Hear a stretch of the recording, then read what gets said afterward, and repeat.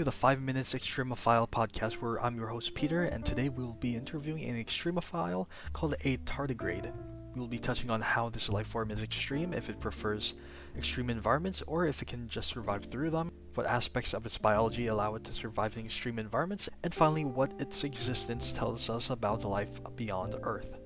However, before interviewing our guest, here is some background information. Known for its survival capabilities within the most extreme environments, this 8-legged water bear was found in 1773 by German zoologist J.A.E. Gose and had gone through many different names, primarily being called a little water bear in German, to tardigrade being a slow stepper in Italian.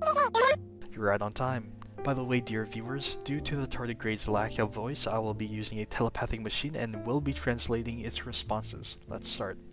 As you know, the extreme within Extremophile comes from a life form's ability to survive and live under extreme environmental conditions. These extreme conditions refer to the extreme temperatures they live in, the abnormal pressure they resist, the lack of commonly necessary chemical compounds for subsurface life, abnormal levels of toxins, or radiation exposure. Tardigrade, in your case, what makes you extreme? So it's due to her capacity to withstand dehydration, cosmic radiation, high pressures, and extreme temperatures such as negative 268 degrees, being almost as low as absolute zero and as high as 149 degrees Celsius, able to stay around the volcanic ocean vents. Also, you can survive the pressure of being fired out of a gun 2,000 miles per hour. I must say that does. Her species also survived for 600 million years and persisted through all 5 mass extinction events. This is very impressive and demonstrates how your species is extreme. But do you enjoy living in these conditions, or can you simply survive here? No, you can't thrive within these environments. And even though you can be found in any of Earth's ecosystems, your species most commonly lives within damp environments like moss and lichens, as you prefer moisture. It's interesting how you prefer an environment vastly different than what you're known for. However, biologically, what makes you able to survive in these extreme environments? You have multiple aspects.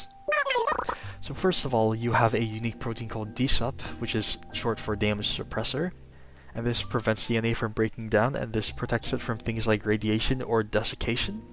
In addition, while these proteins protect it, your other enzymes fix the damaged DNA. Furthermore, this ability to synthesize these proteins comes from probably your affinity in damp environments, where during your history, your species had to adapt to long periods of dryness. Your next aspect is your dormant state called TUN, which is triggered by your regulatory sensors when they detect the production of too many damaging molecules. You curl up into a ball and enter a deep hibernation where your metabolism greatly slows and you almost completely dehydrate yourself.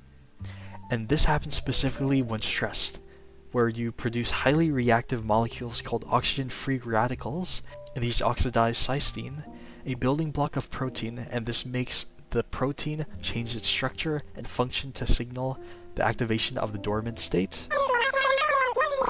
So the oxidization of cysteine is extremely important, and in one experiment, one of your buddies died when their free radicals were disabled from oxidizing cysteine to activate TUN while they were in extreme freezing temperatures.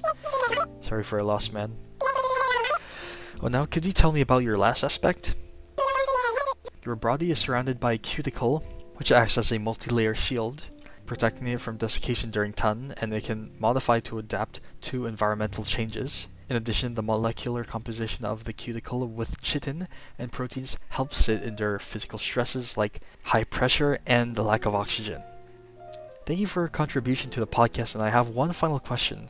What do you think your extremophile characteristics tell us about life beyond Earth? So planets which we believe may not have any life on them based on our analysis of their environmental conditions may have it, such as Mars, as your species can live through many extreme space environments. Also, maybe your high resistance might be a quality aliens have, and we may have been overlooking many planets on which they are living on. And finally, panspermia is very possible due to your species' resistance in the space environment full of radiation, temperature, obstacle, and lack of oxygen problems. Well, thank you for coming on the show, and I'll see you viewers next time.